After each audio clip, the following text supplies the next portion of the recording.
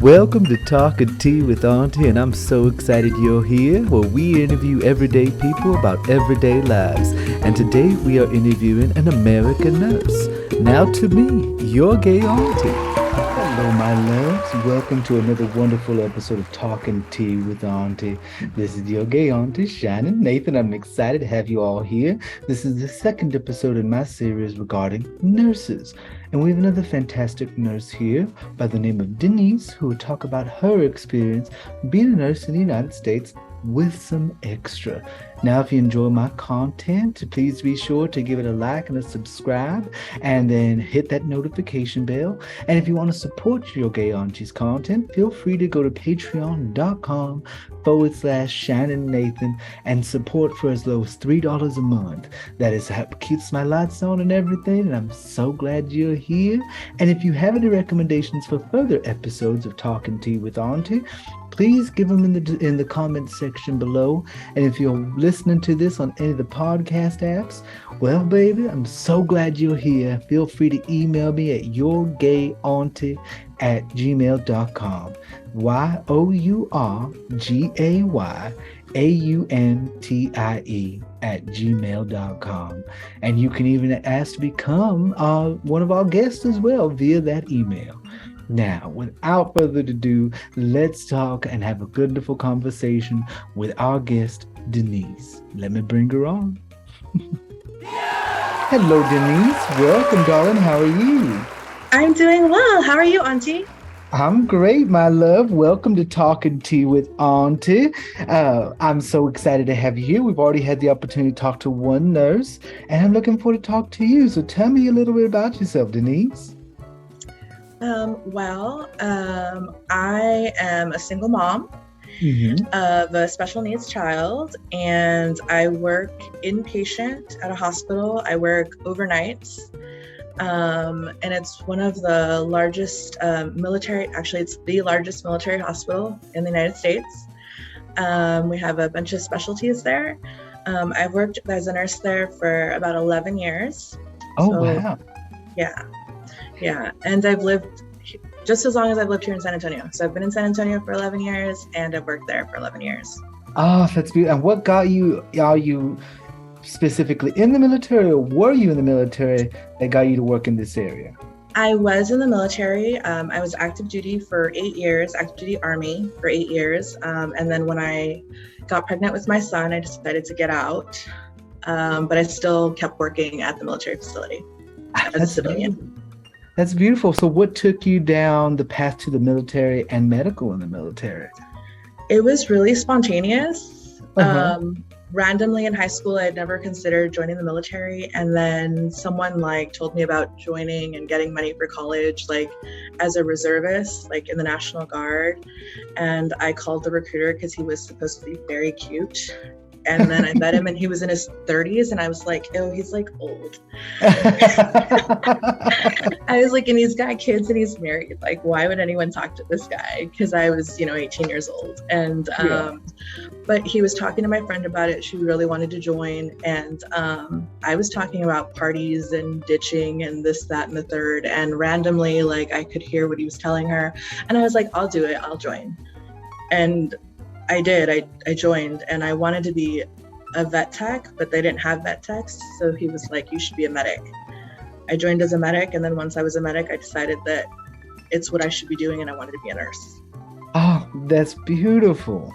That is so, it was all kind of just fell into place as it should be. It just did. And so what do you currently work in any specialty in nursing, or are you just more, I do. So I work in it's called an IMCU, so an intermediate care ward. So the ICU is the highest level of care where the people that are the most sick go, right? And then there's a mid-level of care where I work.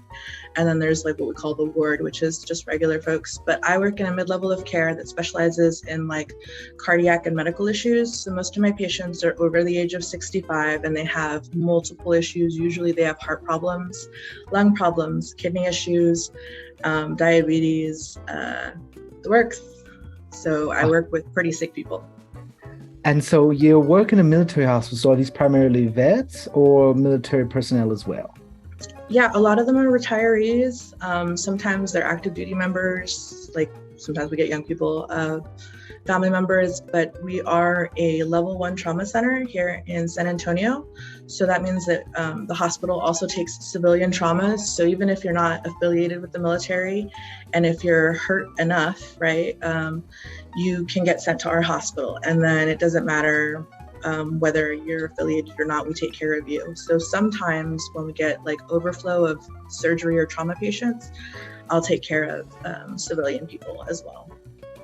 That's so interesting. I did not know that. And so my question is, what took you to this? Did you get to choose this specialty, or is it just where you wound up? It's kind of where I wound up. So when I was in the military, I worked in an ICU, the highest level of care, and I worked in a surgical trauma unit.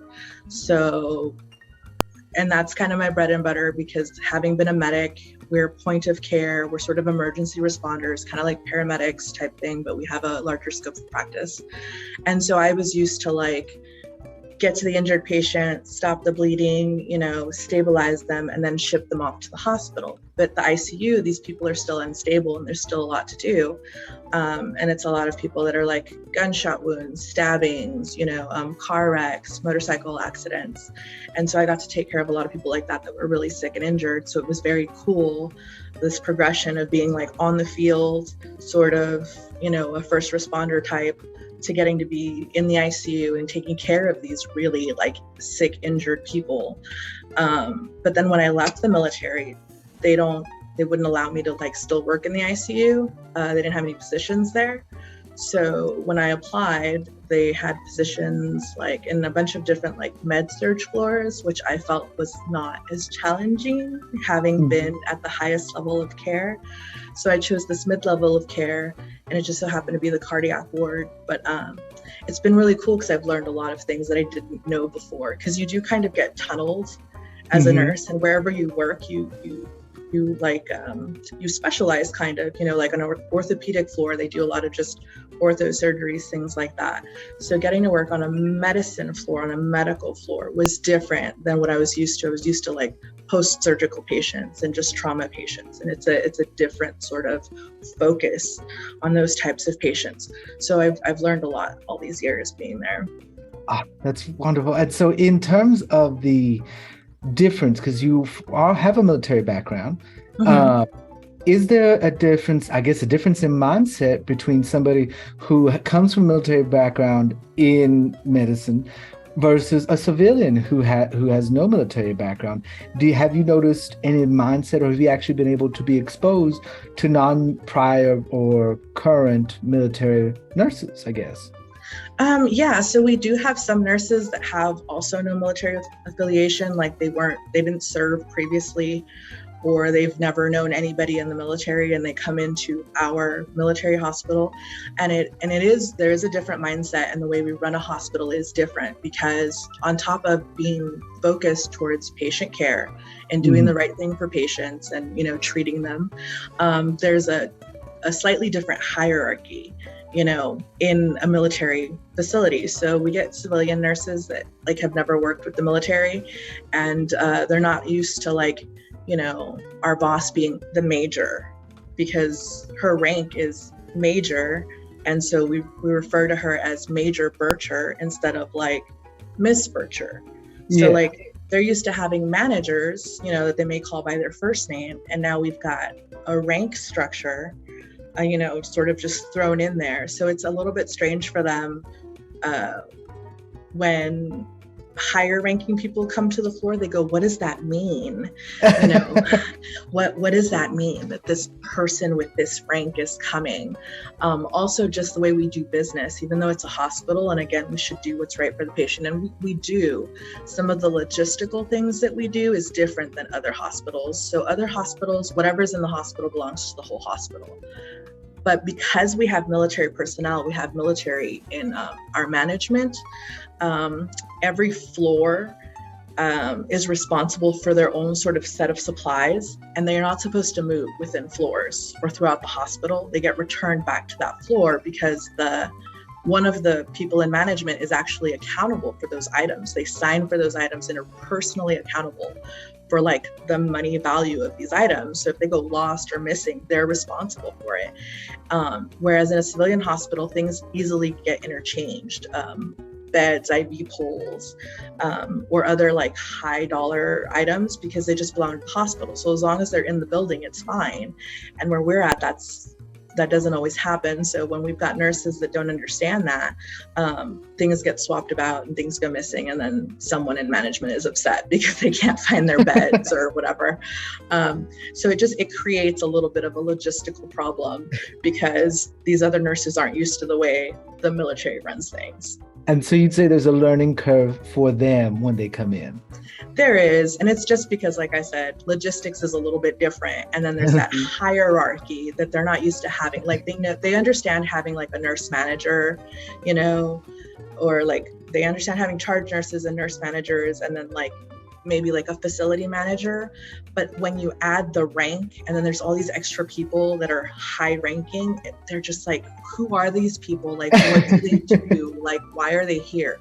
But anytime they hear the general, they know that's a big thing, right? Everyone, like, you hear the general, oh, the general's coming. What did we do? And so is that typically a bad thing? Well, not usually. Usually, honestly, they're just kind of like, it's kind of like a presidential visit, almost like a meet and greet, like, hey, what's going on? How can we help you guys?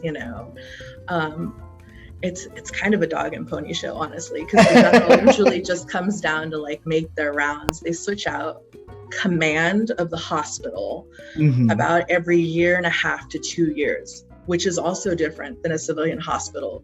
You're like your highest ranking person in a hospital, like who, like say the president of the hospital, or I can't even think of the name they call it, but like the person who's in charge of the facility overall would not change over this frequently in a civilian hospital, usually, unless it's a bad hospital. And do you think because we're military, it's different.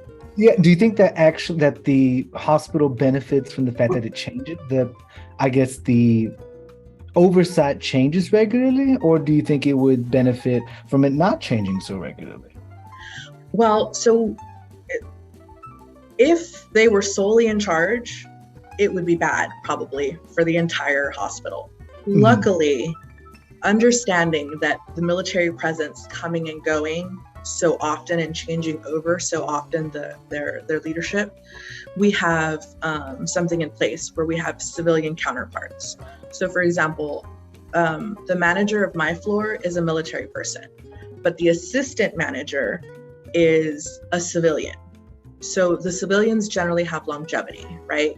So she's fairly new, actually. We've had her for about 1 year. But before that, the assistant had been there for like 8 years. Oh, wow. So, right. So the military personnel rely on the civilian assistant personnel to help maintain, like, the continuity. The continuity, exactly.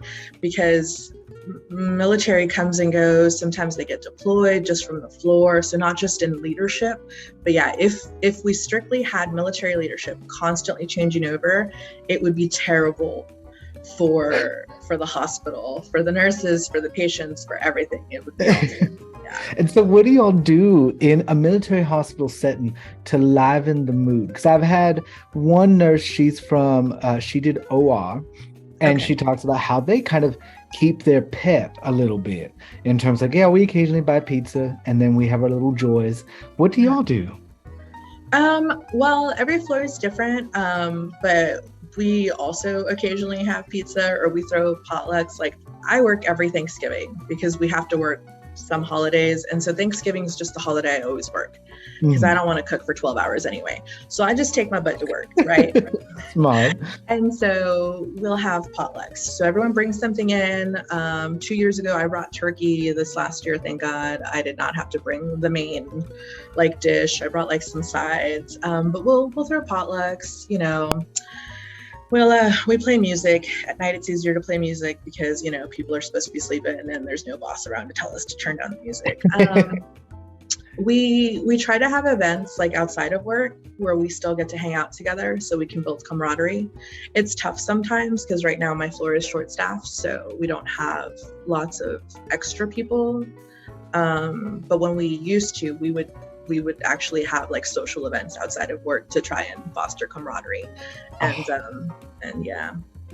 And so leading into that camaraderie type of thing, what was it like? Well, I've already learned for a Canadian hospital, I've learned for a civilian hospital. What was it like? And it probably like it was very different than you. We are currently coming out of the pandemic, or Correct. in a more resting period after everything. What was it like for you personally going through the pandemic in a military hospital? It was,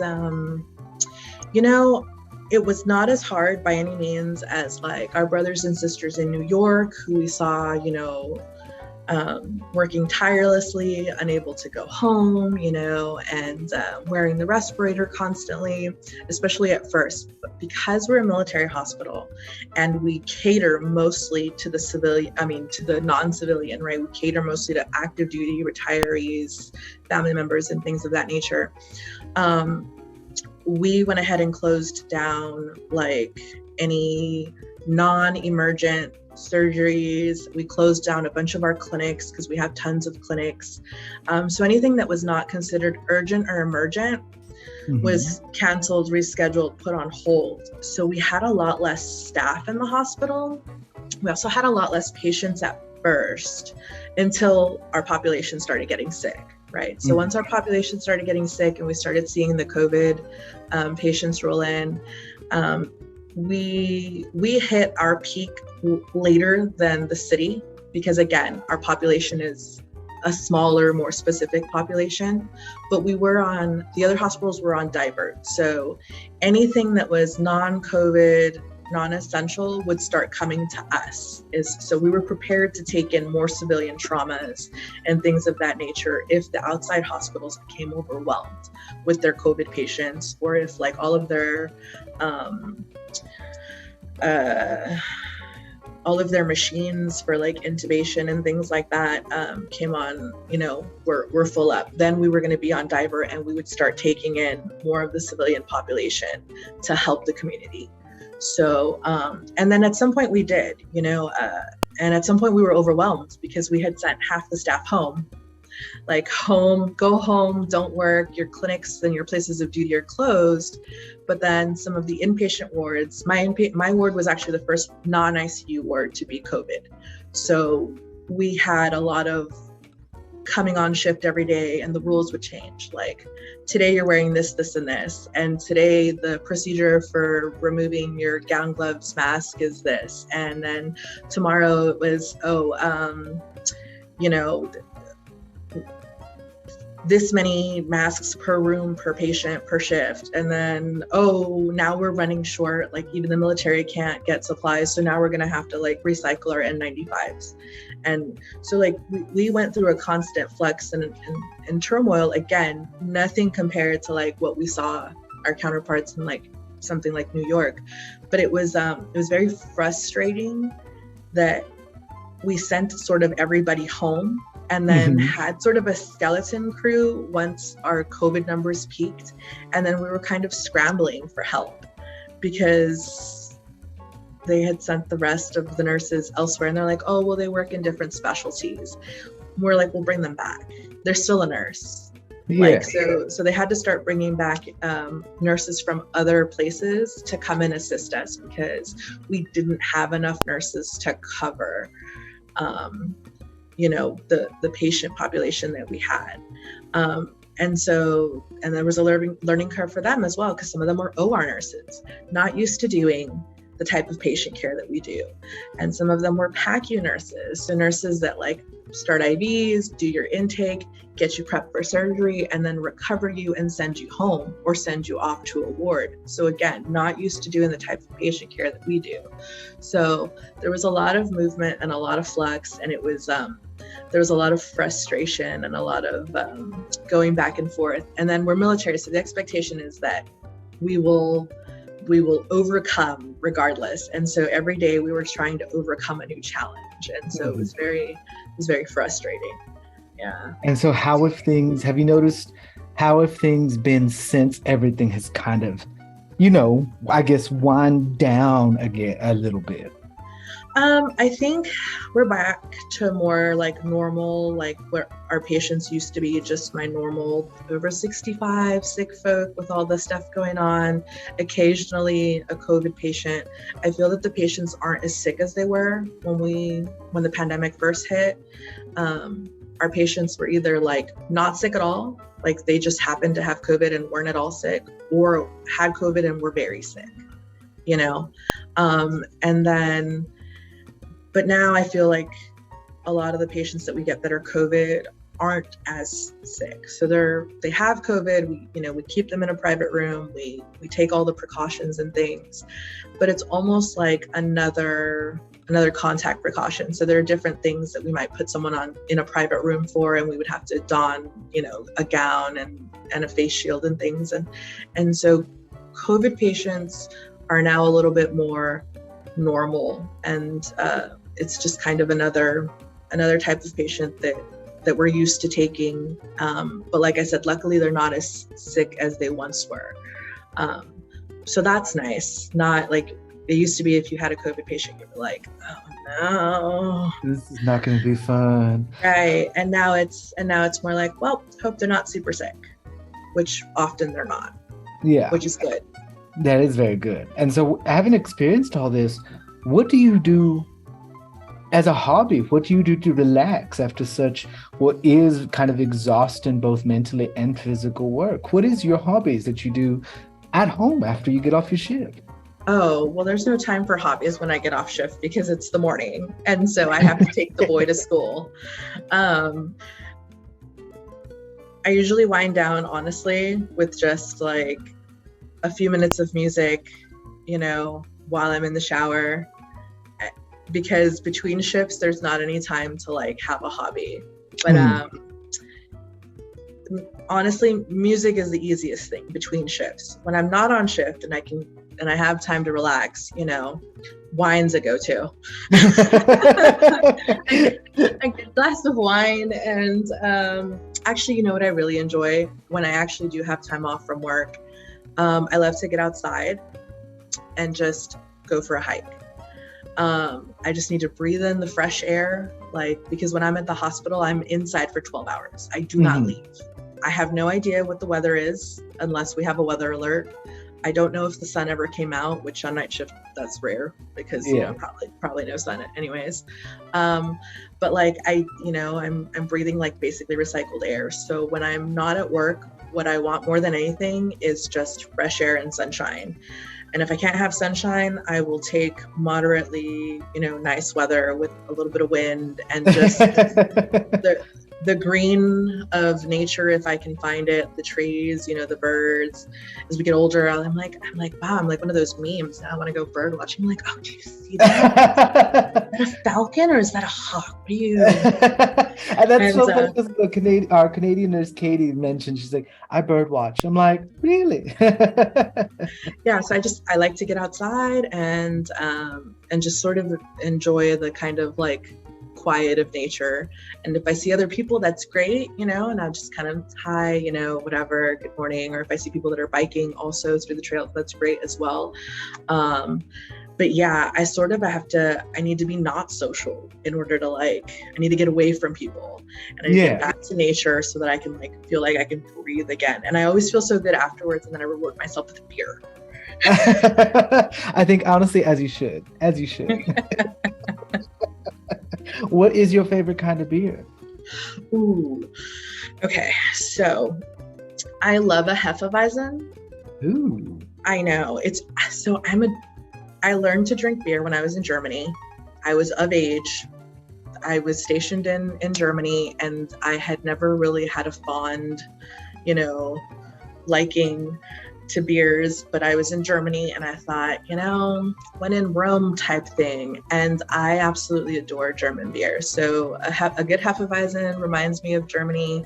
And then when it's wintertime, a good Dunkel, a nice dark, beer with lots of flavor in it. Basically just, drink your bread kind of thing. But yes, so German beers are actually my favorite. But I like all kinds of beer. But a Hefeweizen is always my favorite. Yeah. And what is your favorite kind of wine? Ooh, red, any kind. I am not a snob at all. Just red. I love red wine. I like white wine too, but just pour me a glass of cab. I'll be happy. Happy as a clam. Happy as a clam. Yes, absolutely. So, going on from all of this, my patrons get to ask questions of my guests. Sure, absolutely. Patreon. And so, of course, at any time you can decline to answer a question if either you don't feel you have the answer or it's something too personal or anything like that. And so for people who will be watching and listening to this, if you want to be able to ask questions of my guest, feel free to become a Patreon for as low as $3 a month at patreon.com/Shining Nathan. So let's get into the first question. Is from Shira Levi. And they ask, can you tell us any stories about the nastiest and meanest interaction you've had due to your job? Okay, well, let's see. Nicest. I don't know that I have a nicest, but I can think of several instances when someone was very, very nice. I had a patient once who was a Catholic priest, and I didn't know this at first. When I was taking care of him, he was at my hospital for heart issues or something. And the doctors did something, treated him, put a stent in, he was recovering. And he was just so sweet and dear. And every interaction, was like, oh, hey, sir, what can I do for you? Is there anything else I can do? Are you comfortable or whatnot? And again, I didn't know he was a priest. And I think I took care of him for 2 or 3 days. Actually, I was on day shift, I remember. And there was something just so sweet about him. And so every time I walked in his room and I walked out, I was just like, God, he's so cute. Didn't know he was a priest. On the last day, someone tells me he's like, he's a clergy member, like a priest or something. And I was like, oh my goodness, no wonder he's so sweet. And so on the last day of taking care of him, I was like, okay, Father so-and-so. So now I'm calling him Father because now I know he's a priest. And I was like, it's my last shift, I won't be back tomorrow. I hope that I wish you a speedy recovery and that everything goes well and whatnot. And he grabbed my hands and he put his other hands on my forehead, and I don't know, he said a prayer for me, right, or something. But he was just the sweetest. I just remember feeling like, oh my God, thank you so much. You're so sweet. And now let me put it out there that I am not particularly religious. But it was just so darling. I felt it in my heart, and I was like, oh, I want everyone to be nice like you. And and sometimes I have patients like that are just so sweet. They they genuinely connect with you and they're genuinely appreciative of what you do. And, they touch your heart or whatever, whatever it may be. Sometimes it's with a family member, but that's just one instance I remember. I just remember being like, oh, thank you. I did feel lighthearted and I did feel sort of warm and fuzzy. And I was just like, this is so sweet. Thank you so much. You're so nice or whatever. And it made my day. So. Oh, that's beautiful. And any of the meanest, or can't remember anyone? Oh my goodness, so many. So okay, let's see. Oh, I had a patient once. Oh, gosh. So I do my best to always be professional, and I happen to have excellent bedside manner. I can be really upset, and the patient could be really difficult, and the family can be really difficult. And I always have my best sort of professional, just facade on, because you don't want to raise your voice. You don't want to get angry. People forget that nursing is actually a lot of customer service. The boss doesn't want them to be mad or complain or, say that you offended them or whatever. And there was this one guy, he was racist. Honestly, he did not like anyone that was not white. And that night I was the nurse, as well as, because we work in teams. The other nurse was a Filipino man. And this man was upset. with his care or, just his hospital course. And he didn't want to be there anymore. And I was like, sir, I need you to calm down. And he was very disrespectful. He used very disrespectful language. He called me that girl over and over. And he used the F-bomb several times when referring to my partner. And he, I kept my cool in every interaction with him. I was like, you know what, sir, I understand that you are upset. However, we have a job to do, and my job is XYZ. And what I need to do is, this, that, and the third in order to help you get better. These are doctor's orders. This is the prescribed treatment, and he was mad. Oh, I remember now. He was mad because he wasn't getting pain meds that he said he took at home, but we had his med list and he had not been prescribed those medications for quite some time. So he was looking for narcotic pain medications. The doctors insisted that he could not have them because of some of his health problems. It was counterproductive for him to receive those, and he was mad. And any person that was not a white man, he was not having. And there was not a single white man on shift that night, to include the doctor. In fact, when we called the doctor to say like he's threatening to leave against medical advice, he's very irate and he's very disrespectful and he's, cursing and throwing slurs, she wouldn't even come down because she had been instructed by her senior person to not, because she was an Asian woman. And so he had already cursed out some doctor during the daytime. Oh my God. Yeah. And so it was so distasteful because I really was trying to do my best for this patient. And he put himself in a wheelchair. He couldn't walk, but somehow he managed to just jump over into a wheelchair and pulled out his IV. And he was on blood thinners. He was actively on a blood thinner. And he was just bleeding down the hallway, and he's got a gown on, and his bits are flapping in the wind, and he's trying to roll himself into an elevator. And I'm calling everyone to try and get assistance, to try and calm him down and get him back. And in the end, I don't know, but I really tried my hardest. Oh, that man. But at every turn, that girl, get that girl and that mother away from me. And I was just like, I was like, look, sir. And I think at that point, my my face slipped, and I was like, look, sir. You can leave if you want to. However, I need to take the other IVs out. I need to wrap your arm like you've been on blood thinners. You are not safe right now. I don't give a fuck. Oh my God.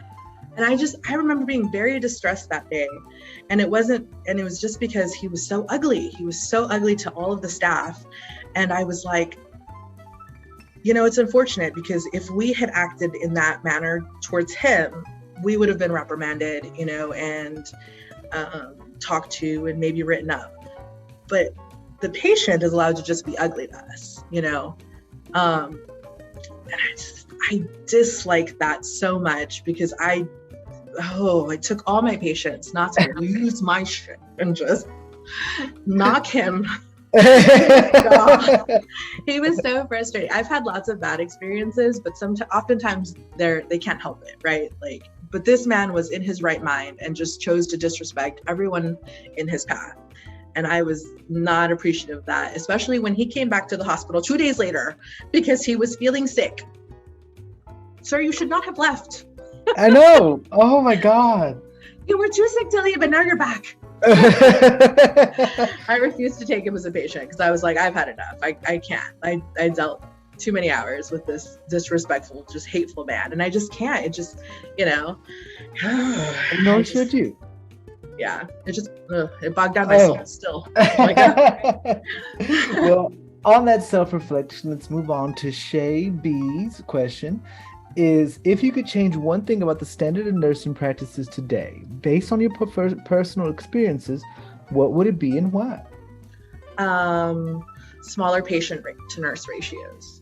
Mm-hmm. So we need more nurses to take care of patients. And I think most nurses in inpatient facilities will say the same thing.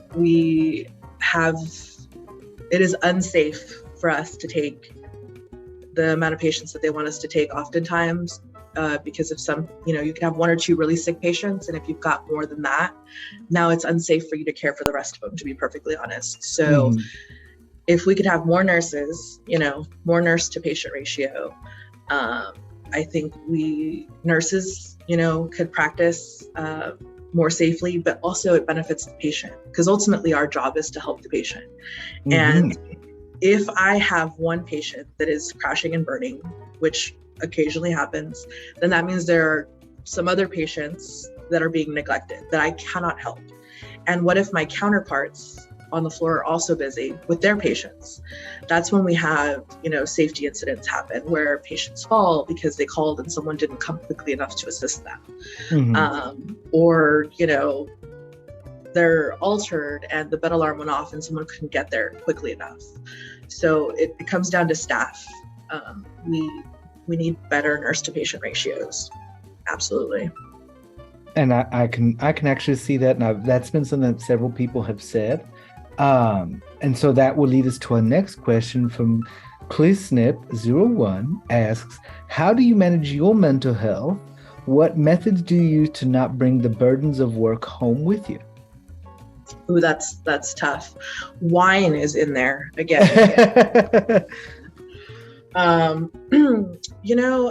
It's tough sometimes. I when I was younger, I would tell myself that when I stepped out of my door, I needed to just shake it off. Whatever was behind the door I had just shut needed to stay there. So if I shut the door at home needed to stay at home, because when I was at work, I needed to be focused on work.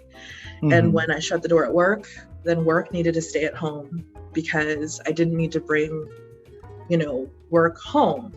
Unfortunately, that's not always the case, right? No one can compartmentalize that well. And so sometimes I just have to express out loud that, I had a really bad day at work, once I'm home, and say, like, my mom helps me with my son. So I have to say to Mom, I had a really bad day because of X, Y, and Z, because of patients or because of poor staffing or because of whatever, so that she knows to forgive me if I seem more upset or more frustrated or more short, I find that works best, to basically be honest. It was really tough and I feel it, leave me alone. Don't speak to me. Please. And vice versa. At work, you kind of have to find those coworkers that have some stuff in common. And sometimes you just have to be like, man, my home life is so crappy right now because I have so much going on, and your coworkers are like your friends, like your family, because you spend so much time with them. So I find that what I do is just to be honest and express myself. At home, I say, hey, really bad work day. Please forgive. Please forgive the gray cloud over me. And sort of at work, it's the same, right? But what you do is your friends look out for you, right? And they sort of pick up after you, they pick up your slack a little bit, or they might later, crack some jokes or something to lighten up the mood or whatever, But those friends at work, those really good coworkers are just crucial. You have to be able to tell somebody that you're having a bad day so that they look out for you and they make sure you're on track and it doesn't bog you down too much. So, I mean, that's really the only thing, because in between shifts, there's not a whole lot of time to decompress. Yeah, I can. Yeah, but especially from what you said prior. Yeah. So we will go to Auntie Kinky's question. Oh, hello, Auntie Kinky. What was the biggest challenge you had when working towards your license, and what advice would you give to a person thinking about going into nursing or military nursing in general? Okay.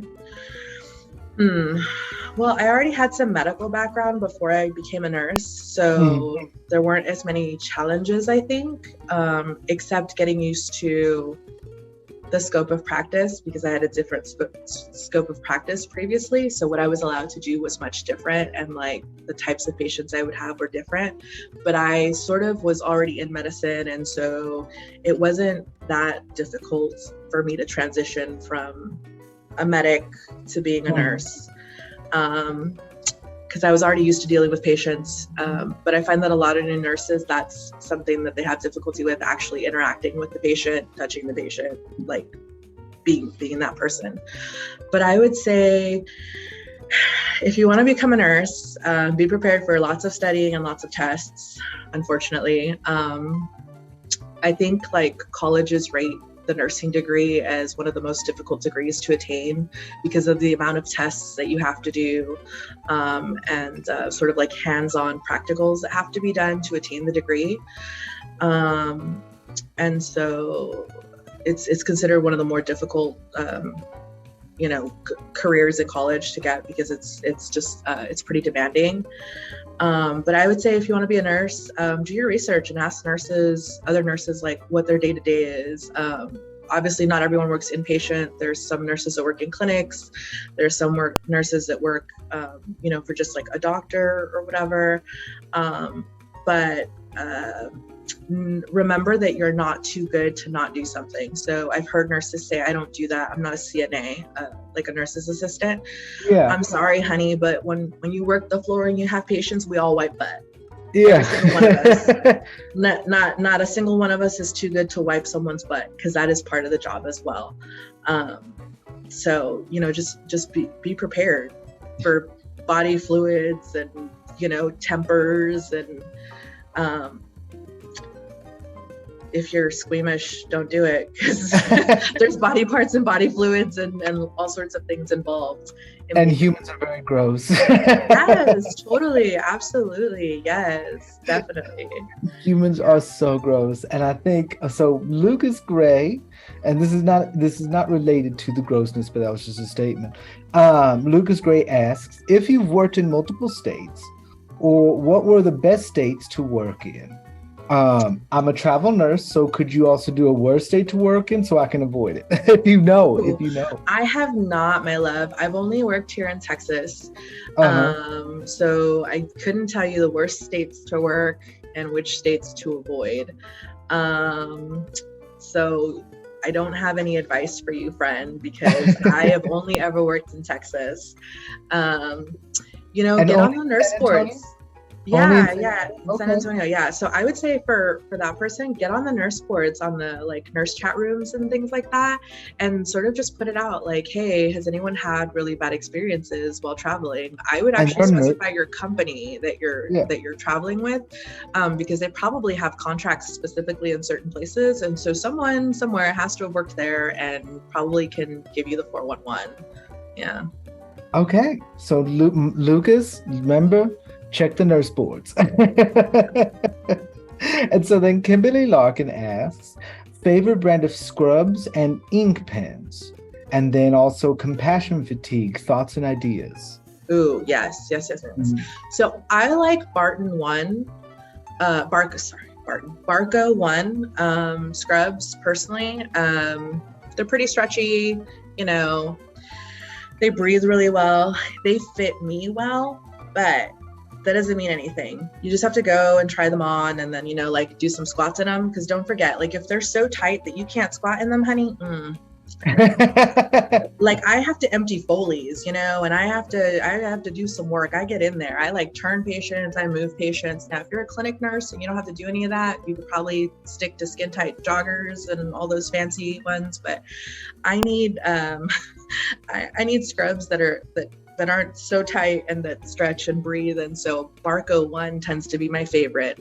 Cherokee also makes a scrub that I really like, but it's like a zip up top. And honestly, that's that might get a little, a little testy there. Someone might grab that zipper and then things are falling out, and we don't want no. that. I didn't even think about that. Yeah. And ink pens, let's see.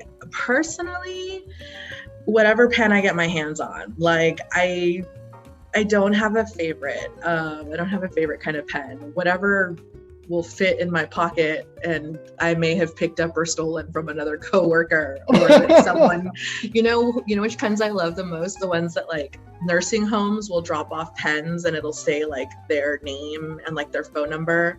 And usually one end is like a stylet, for like your smart device or whatever. And then the other is a pen, or sometimes it's a stylet and like a light and a pen. So those free pens, I love those free pens. Those are my favorite.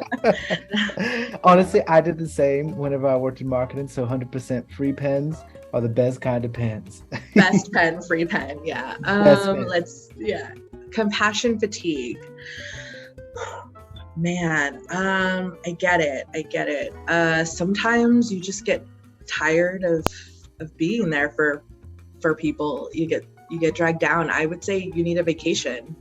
You need a vacation away from the bedside. You need a vacation away from patient care.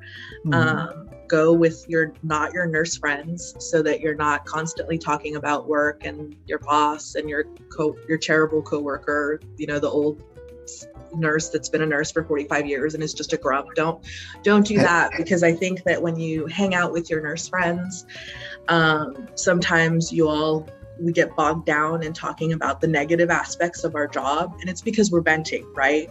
Yeah. But if you're really having an issue with compassion fatigue, the last thing you need is also to be bogged down by those negative thoughts. So maybe you need to take like a break, like an actual vacation away from the bedside and away from anything and anyone medical, so that you can reset and refresh, and be back.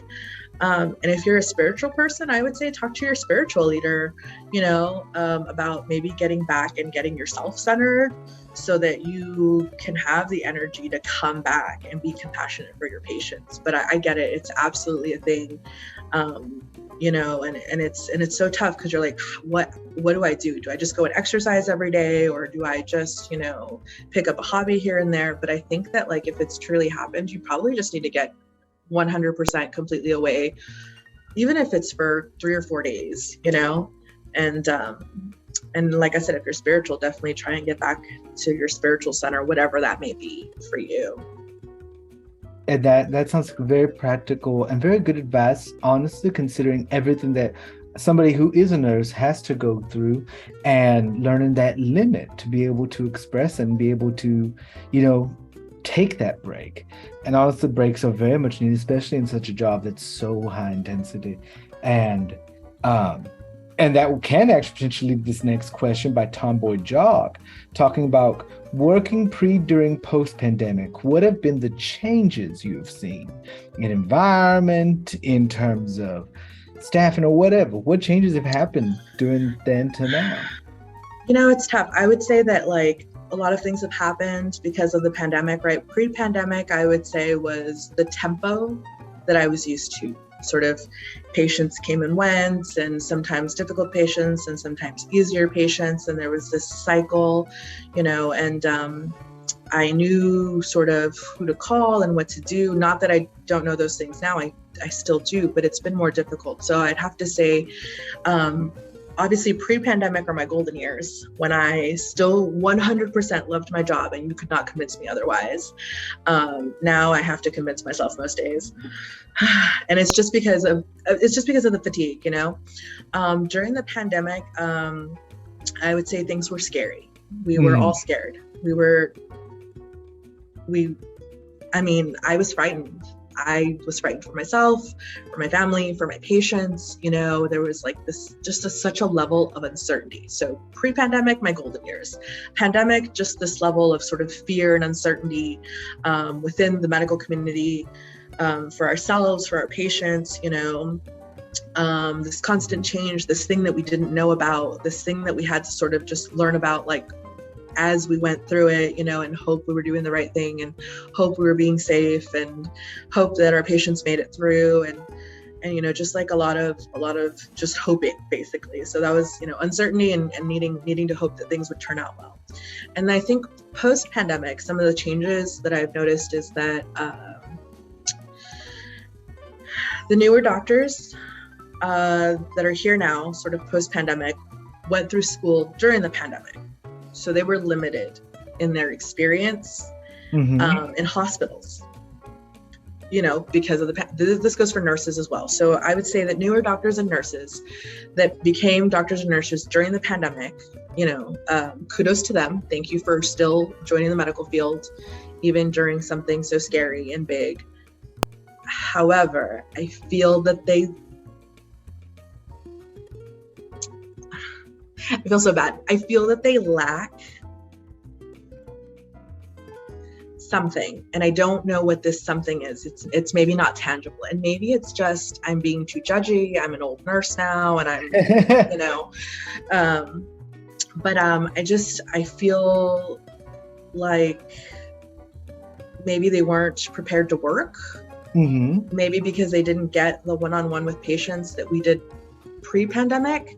And at least on the nursing side, I feel like they're looking for the next big paying job, and they're not looking to stay, and they're not looking for longevity, and they really don't want to work too hard. And maybe that's just the limited, like the ones I've encountered, but it just seems like they're ready for the next thing, whether it is to just further their career to the next step. They're like, okay, I've done my 2 years minimum as a nurse. Now I'm going to go get my nurse practitioner and I'm going to be a provider. Or now I'm going to go to the ICU and then I'll just be there 2 years and then I'll just go off to be a CRNA, a certified nurse anesthetist. And I feel like we don't have nurses staying at the bedside anymore. And then the doctors are just different. I feel like it takes them longer to figure out how to interact with nurses. New doctors always have trouble figuring out, the hierarchy. Like, yes, they're doctors, yes, they write orders, but they need to listen to the nurse who is at the bedside with the patient for 12 hours and is used to, looking at trends and telling them if their patient's gonna maybe be sick in a few hours or like not do well. And so I feel like it takes us longer to establish a rapport with these newer doctors. I also feel like they're a little more uncertain. And again, it could be that I'm just an old nurse and maybe I'm looking at it too deeply and maybe they've all taken this much time to like find their feet. But I feel like pandemic doctors and nurses are just not as grounded and not as strong as previous years. And for the nursing side, I find that really there's no goal to stick with nursing. They have no intention of being a 20-year nurse or a 30-year nurse. They're looking for the next place to be a nurse for a little bit or make a big paycheck, or just they're looking to get out of nursing altogether, and they've only been in nursing for a few years. And I'm it must be the hardships of the pandemic still sort of bleeding over into these newer generations. It creates a little bit of unrest, but we'll see. Perhaps things will settle as more time progresses. Hopefully, fingers crossed. And that topic regarding the new nurses and new doctors actually transitions very well to Macy Budke's question, because they are someone going into healthcare administration. And what is something management needs to do or understand to help support their nurses, especially now post-pandemic? So this is on the administrative side. What do you think? Well, I think that a lot of times administrators are too far from the bedside to appreciate the work that we do. I understand that their job is to ensure that the ship sails smoothly, but we're their crew members, Yeah. And so I think that they're too far removed from the bedside to see what the problems are, And I think that when they ask us, what are the problems, and we tell them what those problems are, they only partially listen to us, But staffing is always an issue. And oftentimes, hospital administrators will tell us, well, we can't get more staff right now. You'll have to make do. We can only make do for so long, we need help. We need help for ourselves. We need help for these patients. And I think that the biggest thing is that hospital administrators sit in their office and occasionally come through and walk through the hospital, and they don't spend enough time with us, sort of like on the front lines and seeing what we actually do and understanding what our problems are. Mm-hmm. It's easy when you're far removed to put in like standards or to put in, new guidelines because it's based on some research somewhere that worked elsewhere. Some form of data. Right. But what's really important is to get with your CNSs, those people that are supposed to be teaching the nurses, and to even get down to the floor and spend some time and like actually talk with the nurses that work on the floor, the doctors, and see what the problems are and really listen. Like, don't just hear them, like really listen. Like, again, they have to run the ship and make sure it's smooth, but we're the crew members. So they need us. They need us. And they need to listen to what we're telling them is wrong. So that they can, better help the staff and therefore, the hospital institution. I fully agree. And I think that's a very good thing, Macy, for you to note down. And so also lead to my final question of the night. This is a fun one I came up with on the fly. Given pandemic, given everything, if the zombie apocalypse started happening while you were on shift, what would you do? Would you keep working and just be like, well, these are zombies, let's go? Or would you try to be like, I'm out? My patients are the zombies? Zombies in general, you could have a patient who is a zombie, but the zombie epidemic, the apocalypse has started. Is upon us. Yeah, and you are at work when it starts. Do you keep working or are you like, I'm out? I mean, I would like to say that I'm going to keep working because it's like the right thing to do to not abandon my patients, right? But self-preservation is probably going to win over, and I'm going to be like, tuck tail and run. I got a kid, I got mama, I gotta go get. Yeah, I know. I gotta tuck tail and run. I gotta run, I gotta hide, I gotta like board up all the windows and the doors, and pray we make it through, I guess. But yeah, I'm not dying in the hospital. Zombie bite, all right. No one's ripping my neck open and like I'm gonna lay bleeding out on that dirty hospital floor without saying bye to my baby one last time. I'm just gonna nobody's gonna be able to report me for patient abandonment. It's fine. I'm gonna That was a fantastic answer. And on that note, Denise, thank you so much for joining us for Talking Tea with Auntie. It has been such a pleasure. Thank you for having me. It's been a dream. Thank you so much, my love. And you take care, David. Bye-bye, babe. That was a wonderful episode with Denise. I'm so pleasured to have had her on. And I always want to thank her for coming on and being such a fantastic guest to give you this perspective as the viewer and or listener of what it is like for somebody who is a nurse going through life. And as always, if you enjoyed this, please feel free to subscribe and share this content everywhere with your friends, family. And I hope you enjoyed it. And if you consider becoming a patron on my Patreon, please do. And if you want to listen to this better, if you're on YouTube or you want to watch this better and you're on my podcast, please search for either opposite platform.